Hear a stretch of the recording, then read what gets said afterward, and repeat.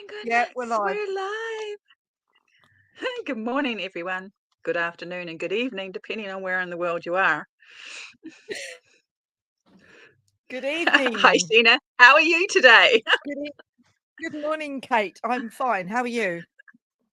I'm good because originally I thought with the daylight savings change that I would be starting this at 6:30 in the morning here, but of course I got it all wrong because time zones are complicated and it's actually later for me. So it's 8:30 in the morning.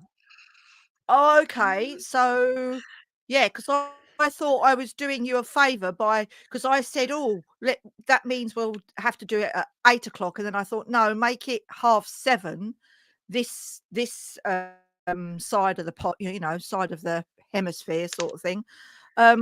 So Yep. what time is it your end? Of course. 8:30? Yeah, it's 8:30, so we can go back to 7 next time if that's more convenient. Anyway, so of course I got it all wrong because you have to Okay. check about 10 times. Oh, I know. But this is Anyway, good thank because you for yeah. hmm. Yeah, go on. Oh, look, people are here. Good morning, Catherine and Katie and Sharon. Huh, how about Yeah, that? here we That's are fun. here we are chatting Oh, behind good that behind evening. their backs. Yeah, good evening. Good evening, folks. Yes. Oh, it's great. People are coming in. Yeah, say hello, everybody. It's really nice to be back on air with the wonderful Kate Janet from New Portugal. Zealand. Oh, yeah, that's me. Hi, Marta. Yeah. Your names are pretty much all familiar to me these days. That's nice, isn't it? Well, Oh, I hope I'm awesome. gonna get These are all some of my places I readers want to to join. visit. None of my readers seem to join. Hi. Oh, hello, Right, so everybody. tell us what you've been up to this week, Sheena. Dawn Meadows, hi from Colchester. Oh, Dawn, is that you who runs Spirit events? I think it is. If so, I do know somebody. She's here. There you go. Oh, cold west Um, coast of Scotland. Yeah, it's cold here too, which it shouldn't be because we're coming Rainy into Avalon. summer. Ah. Oh, wow. We're going all around the country here. Nobody from New Zealand, though, Kate. Well, Yet. no. It's Friday morning here. Friday, I think. Oh, Yep. yeah. Oh, yeah. Do they watch the replays, do you think? Yes. I'm going Yeah. to say yes. Hi, Sheena Cundy, Facebook user. I don't know who you are, Facebook user. I think you have to tell StreamYard that you don't mind them using you have to give StreamYard permission to use your name, don't you? Something like that. Thanks. I really feel at home in your stories. They make all the sense we look for in daily life. The part that's missing, I guess. Oh, that's nice. That's a nice comment, Kate. I think the part that we all want to bring into our lives, I think that's one of my main goals is to live that life every day.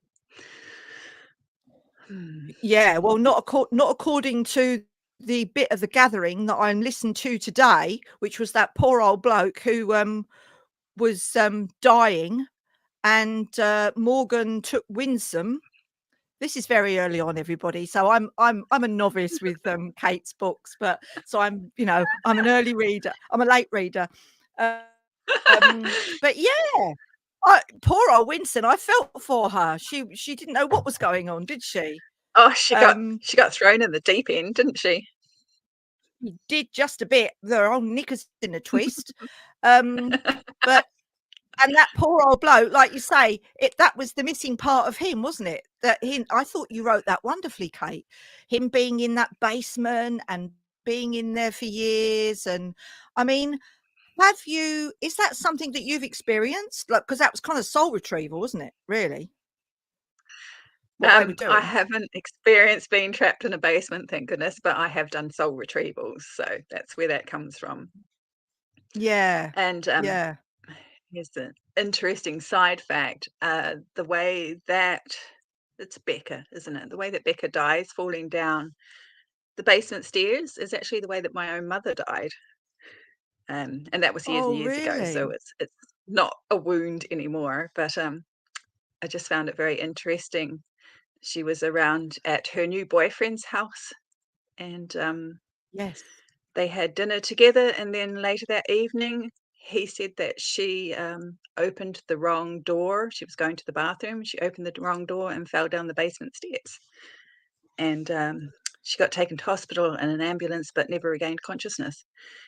And I never thought anything of that until, until many, many, many years later, because my mum died when I was 16.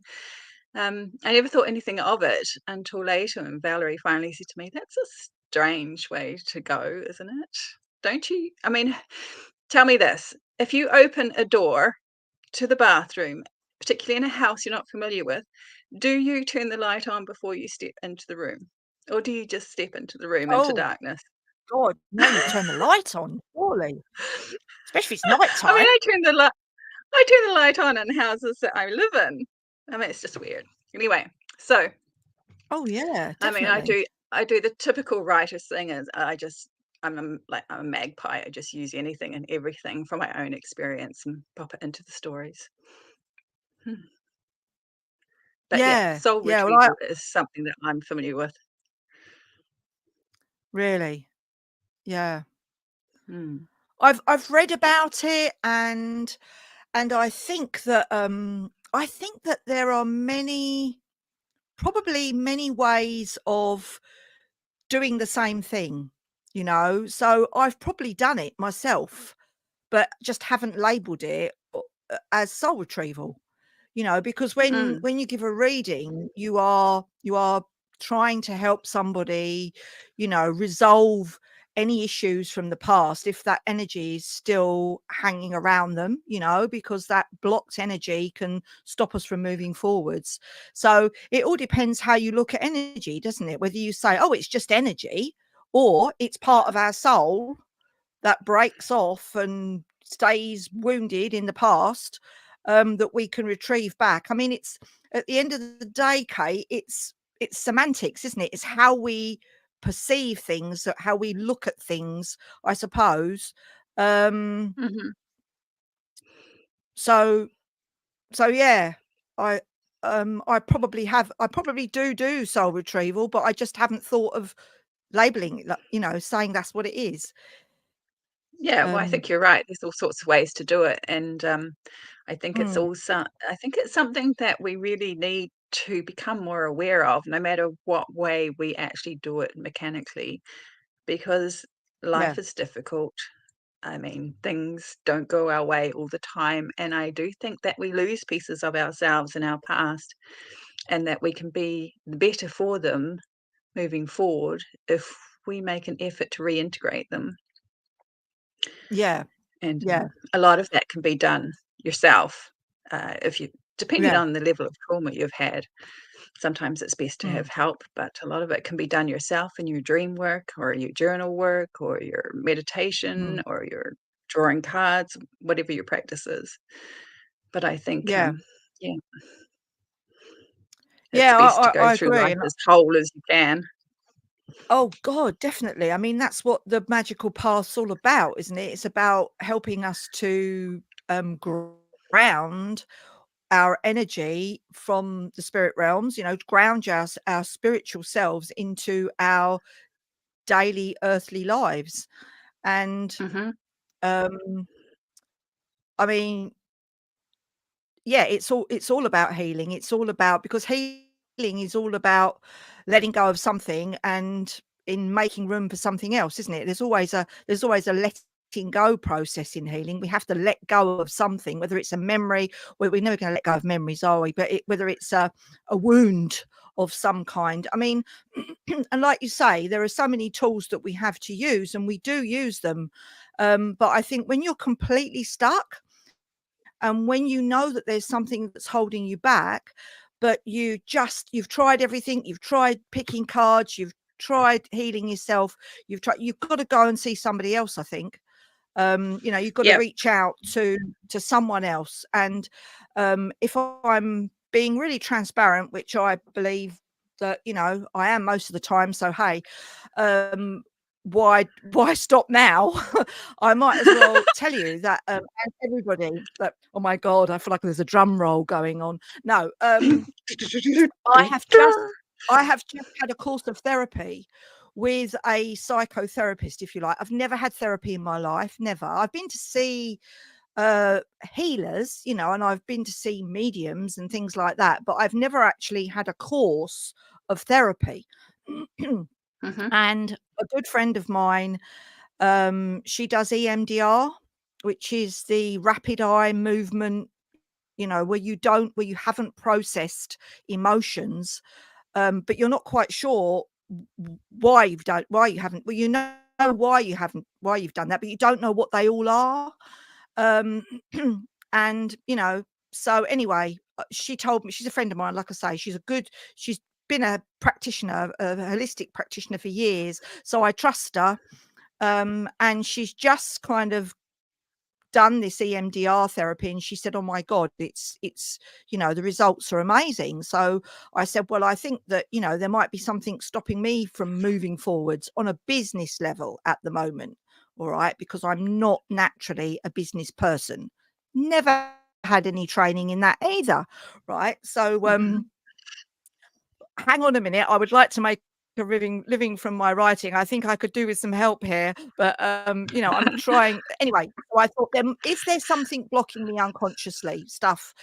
So anyway, I had a course of EMDR therapy.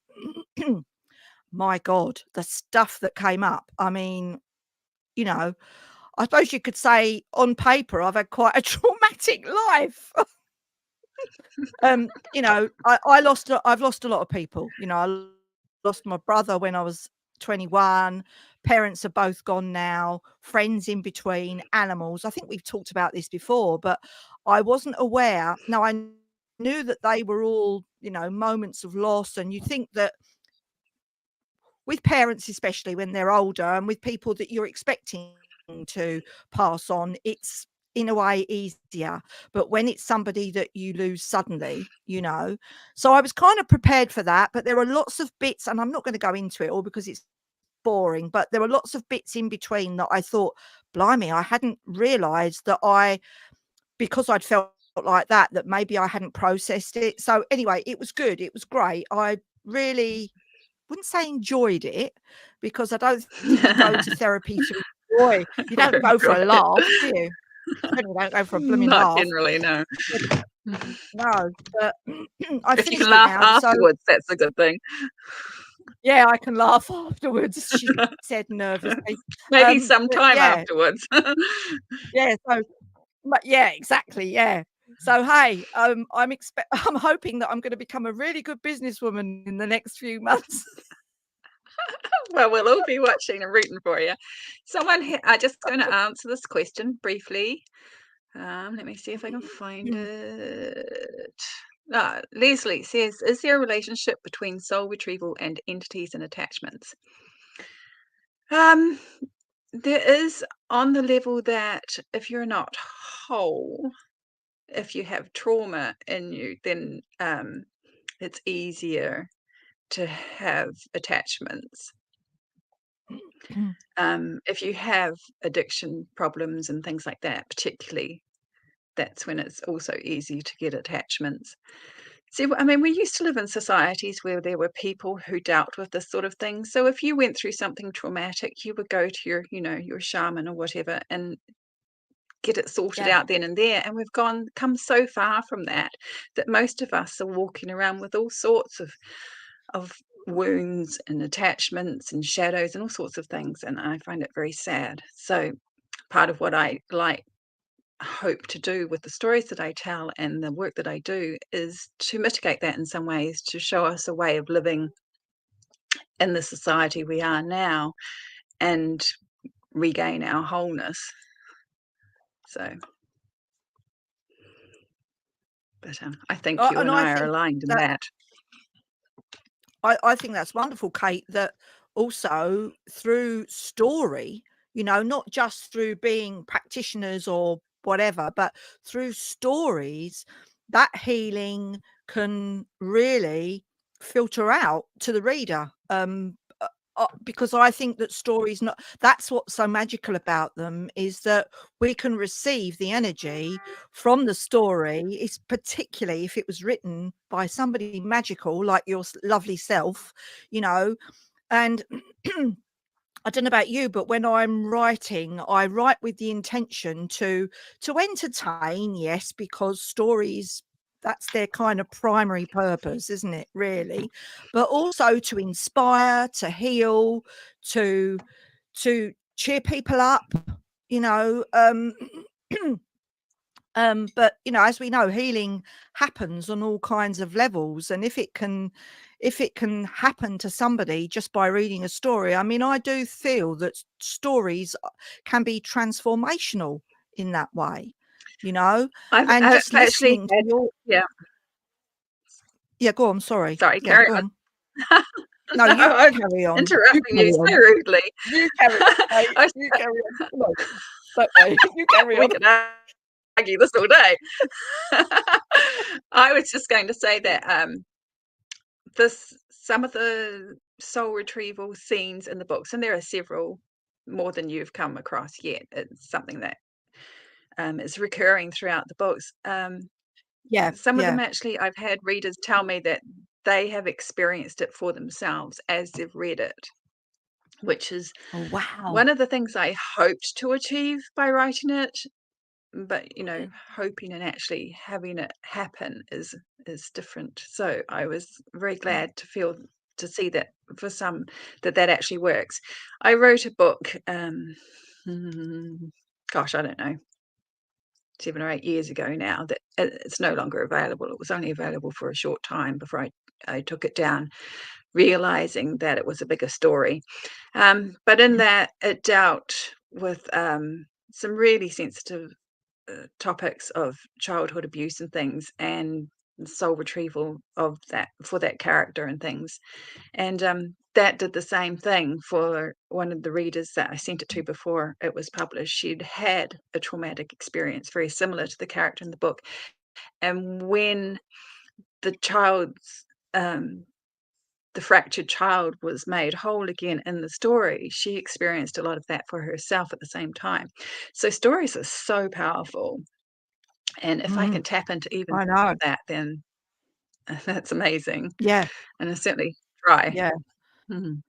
Well, basically, I'm like halfway through, maybe three-quarters of an hour through your first book, The Gathering, and there is so much to it. You know, it's like multi-layered already. I'm thinking, my God, this could go anywhere. Um, and I've just got to the bit where Erin experiences her, you know, thousands of years ago past life. And blimey, that was a bit mad. That was a bit mad. So I thought, killing herself. I mean, my God. So, yeah, who knows where that's Yeah, we going. don't shy I'm away from really things. no, no, no, no. No, I told one of my mates yesterday, we were talking about stories, and I said to him, "Listen, I," because he's been advising me about this next book that I'm writing, and I said, you know, I'd sent him a summary of the chapter summary because I'm just starting to reread it and revisit it really after leaving it for a couple of years when I wrote those two nonfiction books. Anyway, Mhm. so he's reading it and we're talking about you know, characters and things that happen, and there's a dog in it, and which unfortunately this isn't going to come out for a while yet, so I can quite I can quite happily say spoilers because people will forget. But there's a dog in it that dies, right? And so she meets a wolf after this, and he's like, "I'm not so sure about the wolf, Sheena." And I said, "Listen, I'm having that wolf in this story because I'm just having him because he just needs to be there, you know." And in and he said, "Oh, it's a big responsibility having animals in stories." And I thought, well, okay, I've got 3 bloody dogs, you know, that of course having an animal is a responsibility.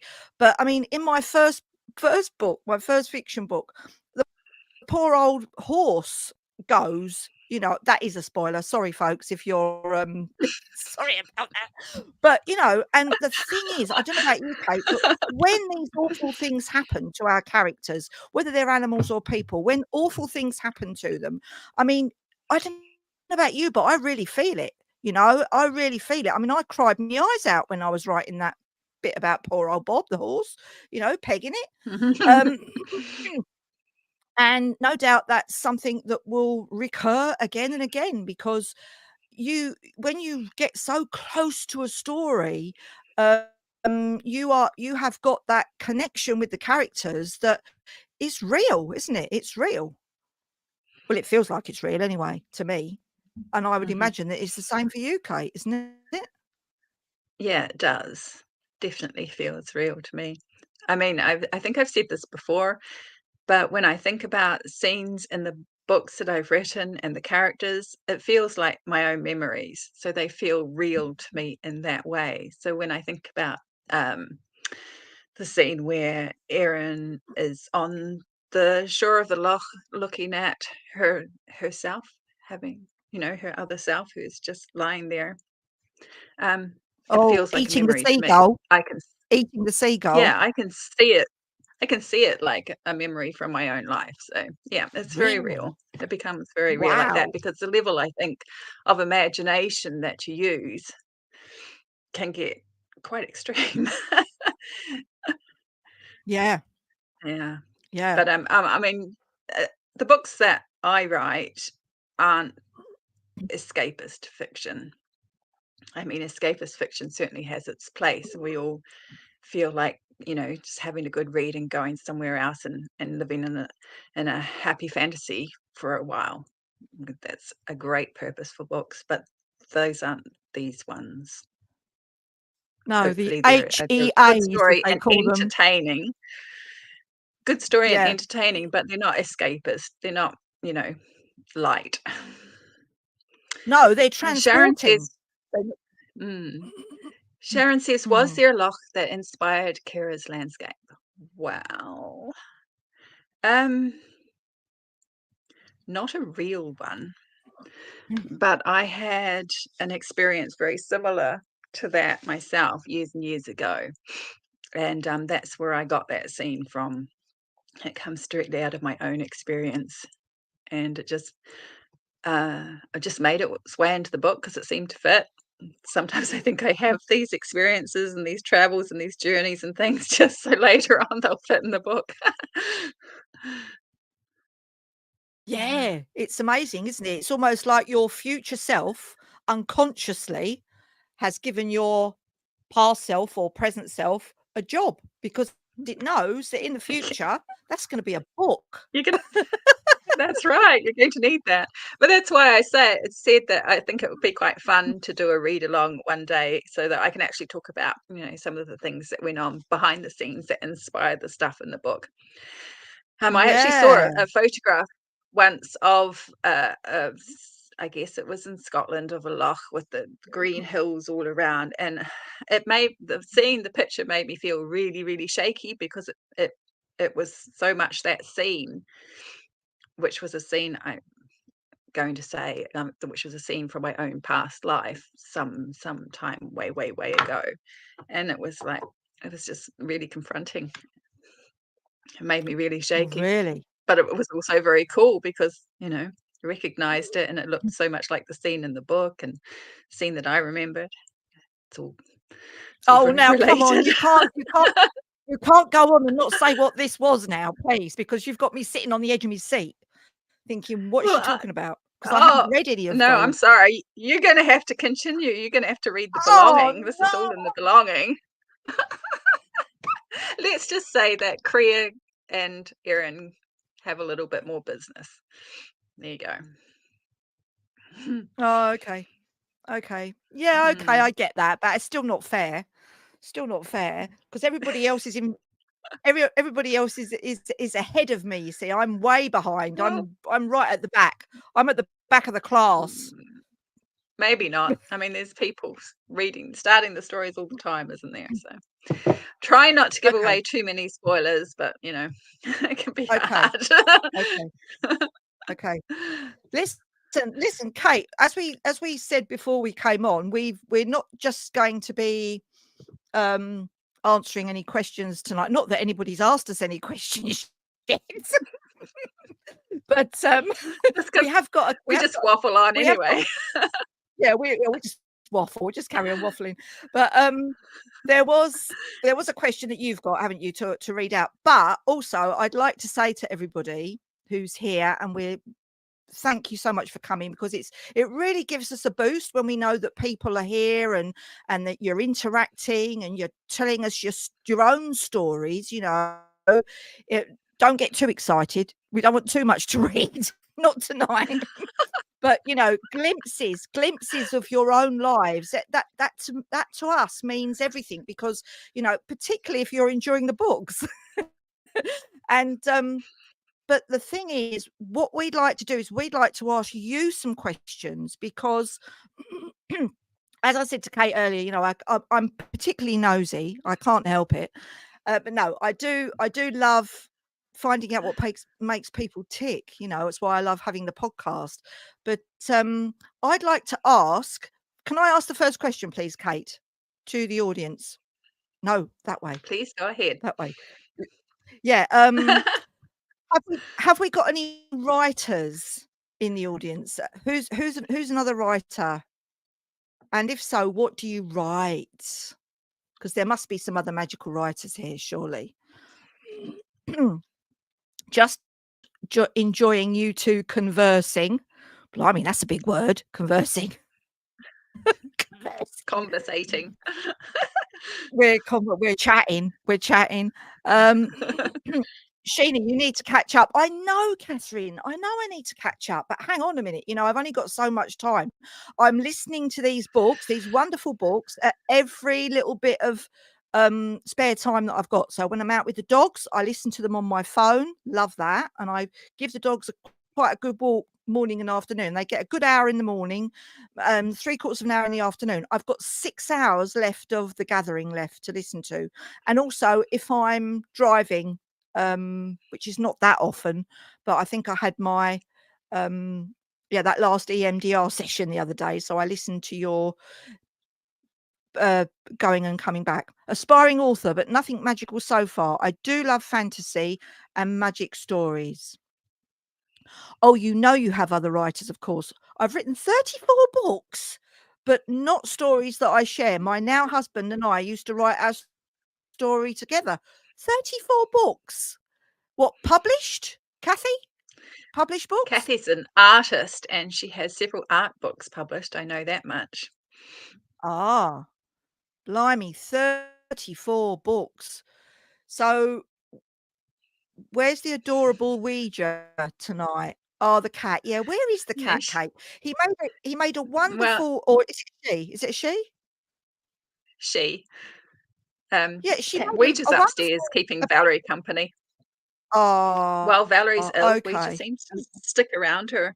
She doesn't, she only Oh, comes bless down her. briefly, Yeah, check that I filled, her kibble bowl, and then she goes yeah. back upstairs. It's really quite sweet. She'll Oh, just stay snuggled up with her. yeah. Oh, that's lovely. That's lovely. Hmm. Um, Sharon Chappell says, just starting out, written a monologue for the stage recently, but that's it. But I want to do a lot more. Yes, published art and natural history. I've always written poems since I was young. Related to my spell work. Yes, yes. Mhm. I love writing my own spells. And I love making things rhyme, and I suppose it all comes from the poems that I wrote from when I was a kid, really, and they turned into songs and spells later on. So, and I think, don't you, Kate, that when you've got a bit of a um, leaning towards rhyme and rhythm, it really helps. And writing lyrics, it can help to influence your prose on a lyrical level, because I think your prose are quite lyrical. They're lovely. Well, yeah, I mean, prose has a rhythm of its own. It's just contained mostly within the paragraph rather than the line, but there's definitely a Mm, rhythm to it. And I actually really wanted to write poetry. I remember, this is quite a long time ago now, but I remember there was like almost down to a day where I had to make a decision. Was I going to be a poet or was I going to be a novelist? Obviously, we know which I chose, but it was that close for a while. And one day I feel like I want to take a year off or something and just write poetry for that year, but I Oh, can't I see that happening know. for quite a long time. But Yeah. I did think that I would like to do a workshop or something on writing, on prayer and spell writing, because that would be fun. Oh, count me in. Count me in. Yeah. That sounds like a wonderful subject. Yeah, because I do that all the time. I wrote Mm. a prayer but a musical prayer for the Morrigan, and it's called Morrigan's Prayer, and it was on our first album, Call to Avalon. And I love singing it in the chapel, where I go every day with the dogs, because it's got the most amazing acoustics. Um, but yeah, so my poetry, my poems have turned into music. But Mm. it's I'd love to be able to write a bit more music now, because I've had 2.5 years of writing non-fiction, and I feel like, it's time to get back into that space. Um, with a story, and I'm writing back into writing a story again, but because I haven't written a song for a year. But spell writing and prayer writing, oh yes, yes, wonderful subject. Yeah, let's get a Mm. workshop going on that, Kate. Yeah, I think that would be fun. Or yeah, yeah. Um, so there's been loads of people commenting. My fantasy comes out in my art goblins fate. I'm looking for someone to write my story for me. I'm too impatient to write it myself. Well, I suppose there's plenty of ghostwriters out there, Leslie. There's plenty of ghostwriters out there. I don't know if I'd want to write a story for somebody else. Would you, Kate? Would you want to be a ghostwriter? No, I have too many of my own ideas. In fact, I've got Mm. screeds of things I want to do. So, and each book And takes so long to write. That's not something tell you me can do about in it. a Tell me about it. weekend.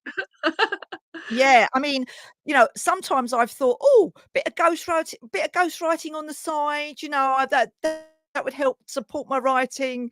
But, I mean, the enormity of the task, I think the more I think about it, you know, writing a story for somebody else, I mean, it's alright if they say to you, well, I would imagine there'd have to be a lot of collaboration. There'd have to be, because if somebody was writing a story for me, I couldn't I would I just that wouldn't happen.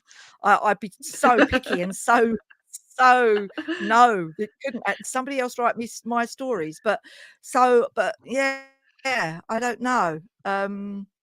That's an interesting thing to chew over. Um, might get back to you on that one, Leslie. I've always thought it would be interesting to write down, say, go around and speak to older folk and write down their memories and things in sort of a story form for them to have. I think that would be interesting. But I already have a job. Yeah. Yeah, I know, I know. Um, right, so we've got quite a lot of writers, quite a lot of writers. Some have been published, some haven't been, some are thinking about maybe starting. Steve from Tillingham, the next village to me, says, I really think I should do a creative writing course like Sheena did. I have many spiritual moments in my life, always written poems and songs, 2 albums a few years, with rhythms of drums and dreams all into. Yes, well, that sounds brilliant, Steve. Start, carry on. We need more writers who, don't put it off. Don't put it off. Put nothing off. If you feel like you've got that stuff inside you that needs to come out, then that creative expression, whatever form it takes, I believe that when our creative expression match the needs of our fellow humans, then you're onto a winner. You're onto a winner, whatever that is. Would you agree, Kate? Absolutely. And creativity, I think, is an essential part of being human.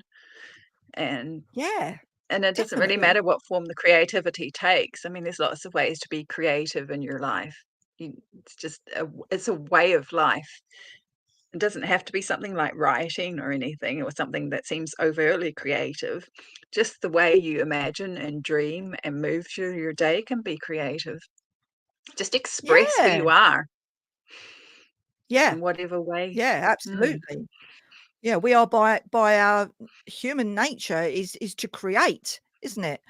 Um, and even if it's just creating an atmosphere or creating a nice meal, creating a lovely garden, you know, whatever it is, creating a good relationship with somebody. I mean, I love having relationships with people most of the time. Not all the time. Depends who they are. Depends who they Depends who are. they are.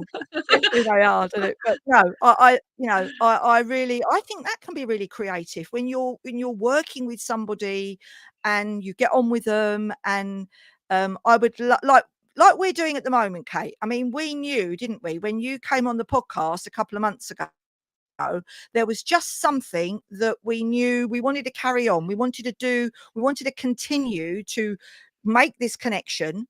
We didn't really know what was going to happen. We knew that we'd got enough in common. We knew that we'd got enough in common as writers and just people, magical people that we wanted to put this on. We wanted to share it with people.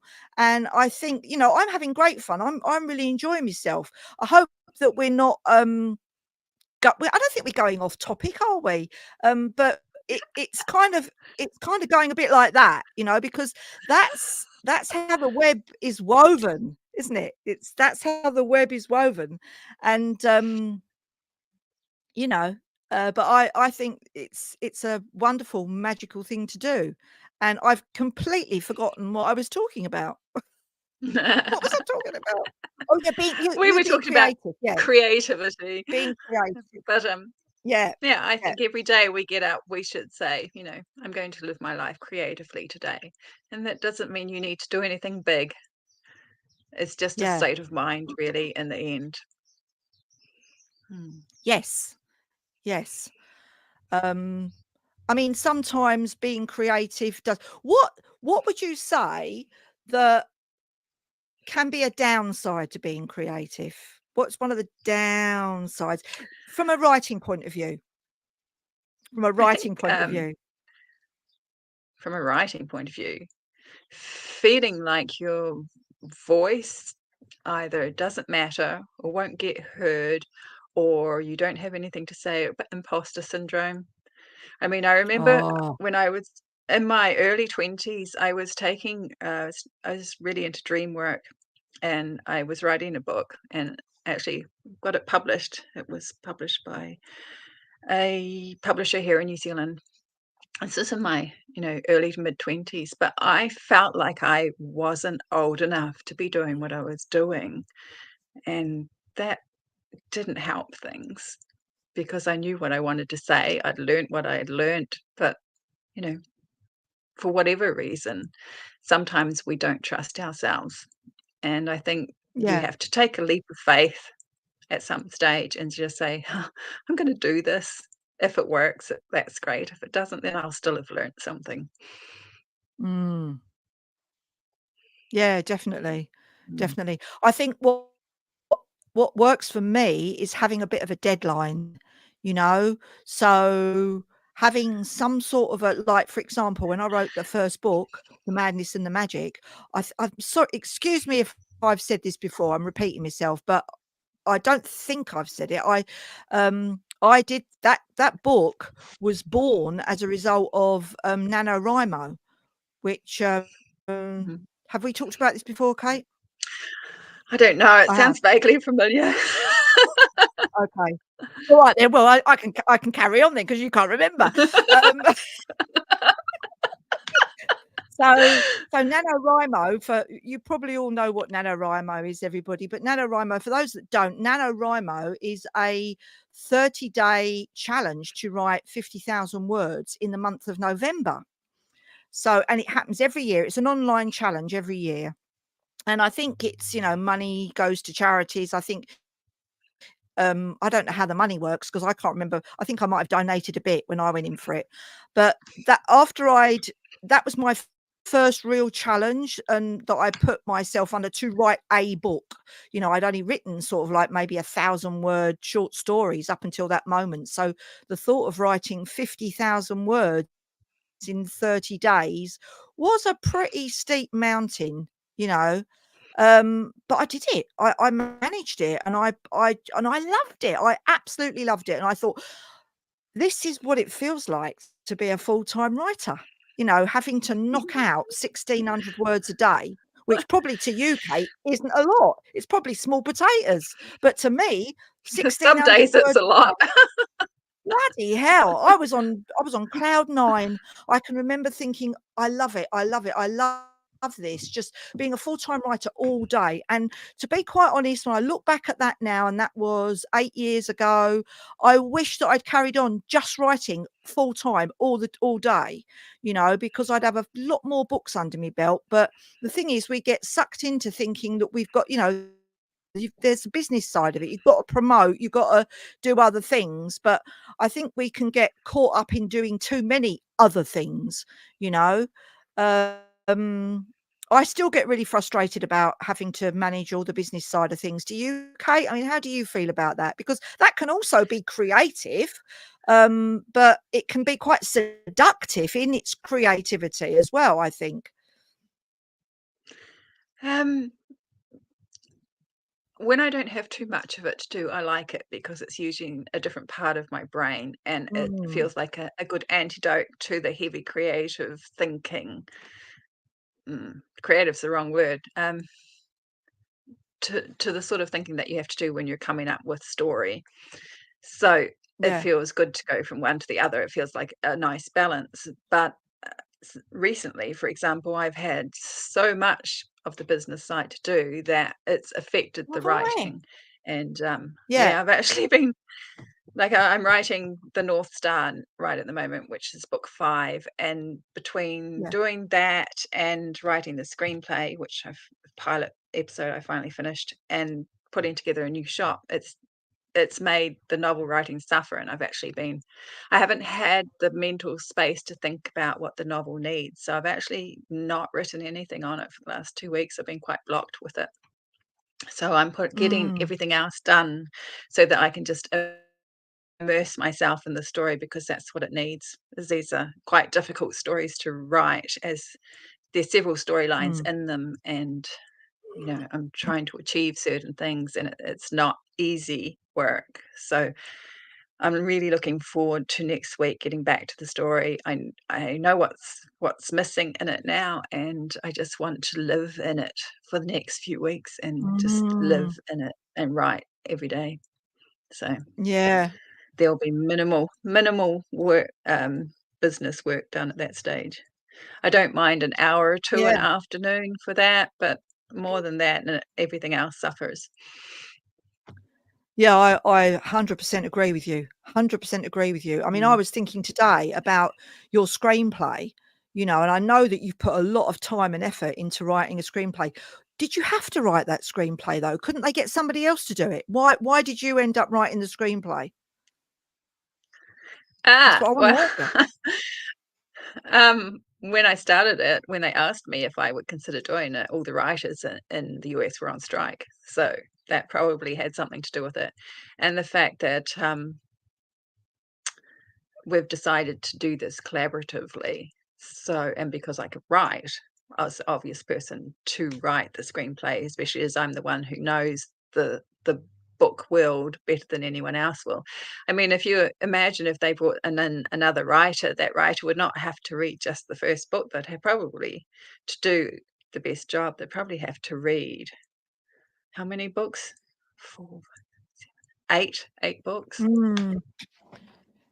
Yeah, but And I don't think other it's much at this screenplays, stage. they must get screenplay writers to come in and do the writing of the screenplay. Not every author that a movie or a series has been written on a book from their books.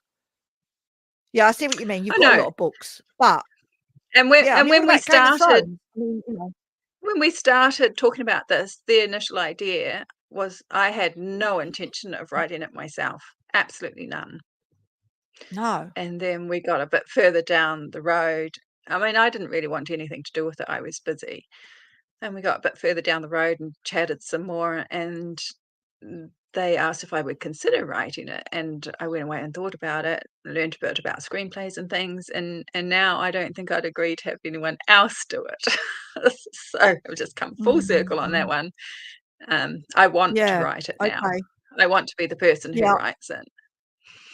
I can understand that. I can understand that. But it's been a big job, hasn't it? It's been a big job because you had to go and you did courses, didn't you? And so that's time, that's money, because no doubt you've paid to do those bloody courses. So there's people that you're writing for, they're getting, not only have you written the books, but you've written the you're writing the screenplay. So I hope they appreciate you, is all I'm saying. I hope it gets made so I can get paid. Yeah. Yeah, that's a good one. Oh, that's a good one. Yeah. Blooming Because amen then, to that. then Amen I to can that. buy food and then I can write more, so it all works out. Yeah, that's it. That's it. My God, we've been going for 3/4 of an hour, and I haven't even gone through half the blooming questions that I wanted to ask people. Um, but listen, okay, I've got another question for, yeah, I hope it gets made as well, Sharon. So I don't think we're gonna have time for all these questions. Listen, there's a really important question that I have been chewing the cud over for a few days. I was going to do a video on it. I was going to do it in the tree house. It's been pissing down with rain for the last couple of days. And by the time I've got round to actually having the time to do it, I've just lost my mojo, you know. So, like you were saying, Kate, about, having less time to focus on the real creative work, which is creating our stories or our books, whatever that takes. Mhm. Um, so yeah, anyway, I haven't got round to doing the video. Maybe I will, maybe I won't, but I thought it'd be a great question to ask our audience this evening. So everybody, I would love to know what your answer would be to this. So, and this goes out to all you peeps, right? Not just the writers. Okay. What would it take? What would it take to believe in the magic of yourself? To fully believe in the magic of yourself, what would it take? Because in the first non-fiction book that I wrote, The Witch Wavelength, a couple of years ago now, I dedicated it to the readers for those who want to believe in the magic of themselves. So what would it take for you to believe fully in the magic of yourself? I'd love to know the answer, and I'm sorry if we don't get round to sort of acknowledging all your answers, but I certainly will look at them all afterwards and give them my best attention, because we really appreciate you interacting with us, but would love to know the answer to that. So what would it take to fully believe in the magic of yourself? Now, I don't know about you, Kate, but I think we should both maybe give our angles on this. What about you? What would it take for you to fully believe in the magic of yourself? Or do you? Do you already?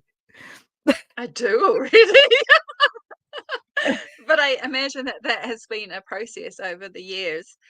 Um, I guess it's because I've had so many experiences that directly reflect that to me that I would be kidding myself if I didn't believe because it's been right in front of me. It's been shown to me. I mean, I've had amazing things happen that can't be explained any other way, really. Yeah. So it's experience for me. Katie Smith says to feel you've shown the magic to another. So for her, it's reflecting it to Mm, someone else. For me, it's experiencing it. mm. What about for you?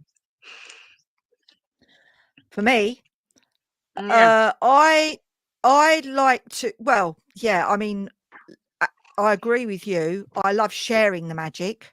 Um, but to fully and that helps me to believe in myself. If other people if that's touched somebody else magically in some way and they've enjoyed that, because as we've said before, Kate, we write we write magical writing, but we use our magic, like our souls and our minds and just the way we have lived our lives and are living our lives as fodder for our stories. That's that we draw on that magic, and so how can it not filter out into the books that we write and the words that we write? um but for me at the moment, I would want to be able to, I like to see the results of that magic. So um it's for me, it would be experiencing some form of change within myself, inside of me, that brings about the results that I want to experience, things that I want to experience. Like, for example, when you're writing a book, you know that you want to experience finishing the bloody thing, because if you don't finish it, then what's the point? And nobody else is going to read it. And that's what keeps us, because to actually write, put in the time, effort, and energy that takes to write the volume of words that we write. And I know you write far more than me, Kate. Your books are bloody, they're extensive, aren't they? They are, and I bow Yeah, they're down to quite you, long. 150%. But I mean, I've got a book at the moment that, I mean, my first draft is, I've just deleted the first 5 chapters because I'm realizing that I need to start a little bit further along, so I've reduced it from 100K to 85K just in the last few days. I had to, oh my God, delete those chapters. And I've now got to try and work out how I'm going to bring that backstory in, because it was a bit linear. It was a bit, oh, this is the start of the story, and it goes dut, dut, dut, dut, dut. And now I'm thinking, no, it's not exciting enough. I need to start where the action starts, but I want to bring in the first part of it, because that was like, oh, this is how he got here. And then he met her, and then that happened. Oh, and then this bloody happened, explosions sort of thing. Well, the thing is, And now I've it's got to work practice how now. and play. Yeah, yeah, Yeah, you have to yeah. play with Okay. it. And I mean, I these books that I've been writing are fairly long, but I didn't start that way. I mean, I started writing, I finished my first novel ever in something like 2010, and that would have been Mm, 70,000 words, so about half the length. And I've written a lot more than is available. I've um, I published a lot, and then I took it all down because I changed directions and things. So that work is no longer yeah, available, but there was a lot of it. So yeah. I don't know how many novels I've written in the last 10, 12 years, but it's between 20 and 30 at least. So it's practice, like everything. When you learn to do something, you just practice, and practice in a Yeah, playful manner is yeah. the best thing. Yeah, I know. It's something that and I know we never stop learning, but I feel with this, at this stage of my writing, I'm trying to mend the first draft before I start on my second draft. Does that make sense? So I'm trying to fix the plot holes. I'm trying to give myself a clean enough first draft so that it makes the second draft easier. But actually, I'm editing the first draft. But how else do you do it? I don't want to take that into the second draft, because I know that I've got to fix these little things first so I can finish this first draft. And I've given myself till Christmas. So I'm on a deadline here, and it's something that I've given myself to do. Um in between now and Christmas, we go away on holiday for like 10 days. So I know that I've got to get this, maybe fix the plot holes up until the 1st of December, the beginning of December or end of November. And then when I come back from holiday from like mid-December onwards, I've got like a couple of weeks to actually probably just finish the whole story. So it's quite a lot to ask of myself, but we'll see. We'll see how it goes. And to be quite honest, Kate, everything else is going to have to go out the window. Do you know what I mean? Not this, because I'm enjoying doing Yes. this. I'm enjoying doing this. And the thing is, I like putting things out for people. I'm doing a blooming path working this Sunday with the Morrigan. I'm looking forward to that. We've just brought out a Pathwork Tarot download, which was a CD for many years. I composed that, created that like 10 years ago when I first started teaching the tarot. And I've been saying to Ian recently, we must get that out as a download, because sitting on a CD in a box, nobody buys not many people buy CDs anymore. So that's No. now a download. So been working on all those things. And but this Grail Maiden is calling me, and it's like, as you said earlier on, when you've got a lot of things to manage in a story. So I've already just told you what mine are. You've kind of sort of said about what yours are. That you've got to give that story, you've got to honor it by giving it as much time as you can, haven't you? Even if the Mhm. first half an hour of that time is like thinking, oh my God, what am I going to do with all this lot? Because I sometimes think that. I think, shit, you know, and moving chapters around, deleting things, inserting. Now I've got to think about how I'm going to put some backstory into the beginning of the book, and that is, takes some working out. But anyway, I'm rambling again. Sorry about that, guys. Um, Can but I just say, yeah, honestly, yeah, Celestial Light over please here, say she said, something. I believe I believe in the magic of myself, but I've yet to find the tribe of the magical. My deepest connections are through the veils. I find staying on this behind the side of the veil tedious because it takes much of the magic away.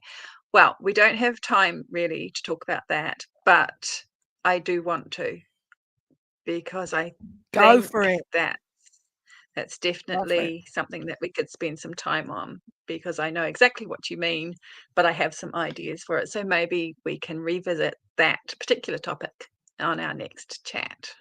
Would that be all right, Sheena? Oh, you do like cliffhangers, don't you, Kate? Well, we've been chatting for almost That's an a hour, real cliffhanger. so I can't do it justice. It's not fair, is it? It's not fair, is it, folks? She keeps doing this to us. I do not. Okay, well, Just at make the end of every sure that you chapter. make a note.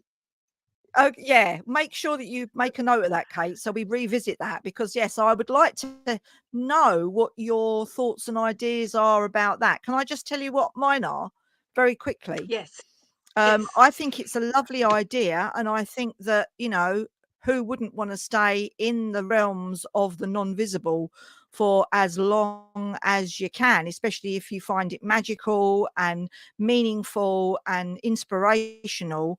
But I think there is a danger, and I think that you have to be aware that too much time spent in the non-visible realms is is not good in many ways, but we have to learn how to balance.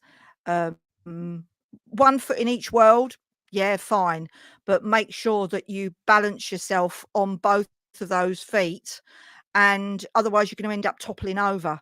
It's just simply my metaphorical take on it. And it's like I did a talk at the weekend at a witches market, and I was talking to a lovely audience, and I said, it's wonderful being able to work in the other world, and as a witch, your magical practitioners, our job, if you like, our roles are to walk between the worlds. But that is why I love the path of the witch so much, because it's a really it grounds you. The practices of the craft ground us into the earth, back down into the earth, and so that we can integrate and use our magic in our everyday lives. Right, okay, I'll shut up. Over to you, Kate. um, I just have some ideas about how to bring aspects of the other world into this world, so we do walk with one foot in each world.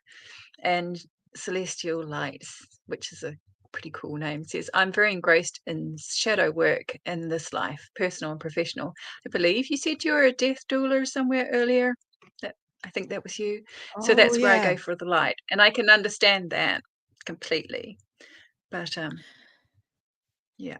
Yeah, I can understand that, and actually, it's seeing it written down there, I'm kind of resonating with that very strongly, because I love doing shadow work, not only in the last sort of since I've been going through the perimenopause, I think, because you know, that was not the first time I came face to face with my shadow, but my God, you know, those were some dark times. That was, you know, heavy shit, mate. Basically, that roller coaster of just freaky emotions that were indescribable, uncontrollable, and, you know, sometimes just downright, I mean, I couldn't get up off the floor emotionally, mentally, of a lot of the time. And so what do you do when you're faced with that kind of darkness in your life? For me, that's when I called on the Morrigan. That is when I thought, I'm going to need some magical help here. I need some kind of spiritual guidance. And the Morrigan was the deity that I turned to. I was already working with her anyway, because she's always been an inspiration for me musically, you know. But she she just came out sort of, yeah, I mean, out of the shadows. But that warrior type of energy I needed to get to battle, you know, because I felt like I was battling myself the whole time. Totally unknown territory, didn't know where I was going, didn't know where I was heading to. And it was scary. It was scary, scary shit, you know. So I think, how did I get onto this? How did I get onto this? Get me out of here, Kate.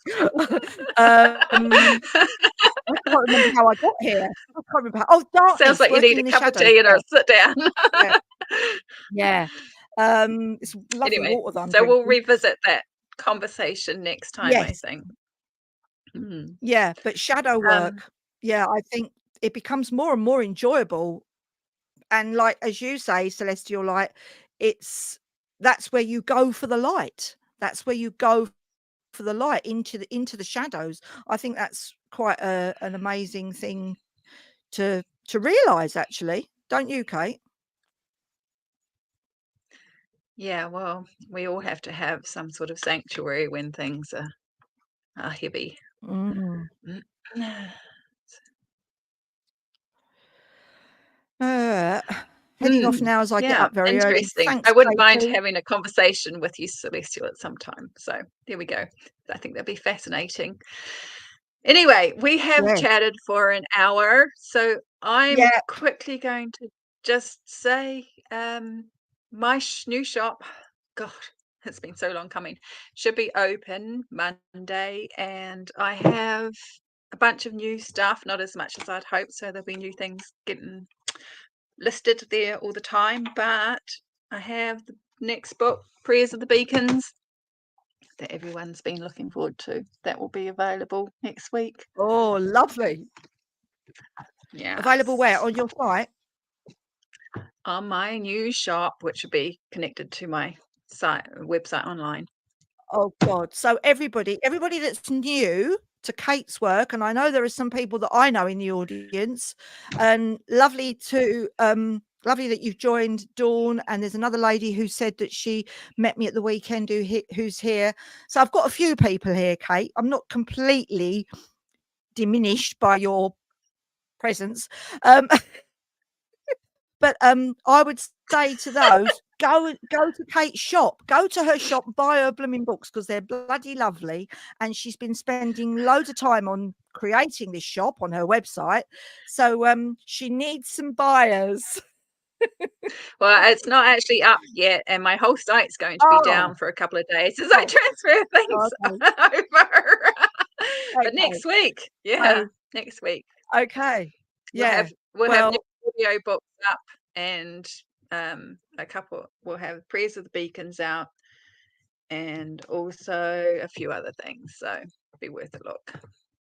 Anyway, that's my great, news. And meantime, I'm just going to great. be writing North Star because that is on pre-order for a January release. And since I haven't done anything on it for the last couple of weeks, I'm now behind. So I will be living that for the next month. Mhm, mhm. Yeah, And you good will for be you. figuring out Good for you. how to do your book. Pardon? You will What's be that? figuring out, right? You will be figuring out how to write the Grail Maiden. so we'll both be busy.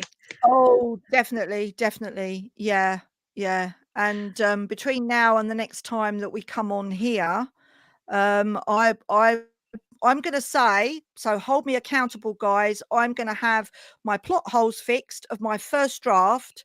And yeah, by the time we meet again, 2 weeks. I've given myself 2 weeks because I think I'm gonna need that amount of time. So have the plot holes fixed, and I'll be ready to continue finishing the first draft. It probably will give, I'll probably need another sort of 15,000 words. So, and that's got to happen by the end of November because we go away on holiday at the end of November. Um, That sounds so nice. yeah, yeah, I'll talk about that next time. Otherwise, it'll take me ages, and I'll just be babbling on again. But there's one thing that I would like to plug just before we wrap up, and that is if anybody is interested in joining me for a path working with the Morrigans, so some deep kind of immersion into the energy of this most wonderful and powerful Celtic deity, then I'm doing a path working online on Sunday evening. I think it's at 7 o'clock. So you can um, join up for that on my Treehouse Witch page. I think I've got a post there, but I'll do another post so you can see it. If anybody visits my page at all, then it's all the information is normally at Treehouse Witch, and I share it on Instagram and I share it on other bloody Facebook pages, and it's not difficult I've to also shared find. that. I've also shared that to my page if anyone Oh, wants to look at yeah, and that. Kate's coming. Kate's coming to that. So if she comes to the live thing, I appreciate if it's too early in the morning for you, Kate, there will be a replay. Yes, I'll send the recordings out. I hope I can do that from Zoom. But I'll be doing that. Um, yeah, but it'll be good fun. It'll be on Zoom, and we'll be able to interact. I'll be able to see people, and that's what I love. I love being able to see people as well, because as much as it's nice having all your comments and knowing that you're all there watching us, we can't see you. We can't see you. So, but yeah, so yeah, that's what I'm doing Sunday. So come and join me for some on the dark moon, because we're coming into that dark moon time now. And if you're feeling the pull of that lunar energy, and I know I certainly am, to just rest, to just be still, there's a reason for that. I think particularly if we're creative, because that part of the creative cycle where you just can't keep you just have to sort of rein it in a little bit and just pause. I find dark moon wonderful for that, because yeah, and then you've got that new moon energy on the Monday, and you can think, yeah, that's what I'm doing, that's it. I know what my intentions are now. But sometimes we just, we need that time, don't we, just to sort of think about it, to just come back to Mhm. ourselves. Yeah. So, Especially with how so fast-paced life often is. yeah, exactly. We all need it, particularly with our lives, whatever we're doing. You can guarantee that, you've got more than one or two things to think about every day. And that is paring it right down to nearly nothing, isn't it? I mean, how much stuff do we hold in our heads? How much stuff do we hold in our heads on a daily basis? It's scary when you think about it. Um, so take time out to just be still, be, be silent if you can. I find that quite difficult, as you probably have gathered by now. But when I'm on my own, crave, I, I do enjoy my own company. I don't talk to myself. No, I don't really. Sometimes I do, but I sing, certainly, I sing. But, no, we all need that alone time, that period, that sort of solitude. I think it's really fundamental for our magic, don't you, Kate? I do, yeah. Just being Yeah. still with yourself is an important thing. Yeah, Hollowing out yeah. spaces, sacred spaces within your day and within your week and Yeah, month. absolutely, and thank God for that sort of lunar cycle call, which I find helps to remind me about that, because Mhm. when dark moon time comes, I can actually, I don't know about you, but it's almost like you can sense that lunar breath pausing. It's almost like, okay, everybody, stop. This is a good reason that we're giving you permission here just to be. Not that we should only stop at dark moon. I think we need to make it a regular daily practice. But how many of us do? I mean, I know sometimes I don't always make time to meditate or be totally still and static and just silent every day. Have to remind myself about that. Yeah. So anyway, I've really enjoyed myself. Have you, Kate? I sure Yeah. have. I really look forward to these chats, so I hope everyone's keen for us to Yeah. continue them for a while. Yeah. They've been a real highlight.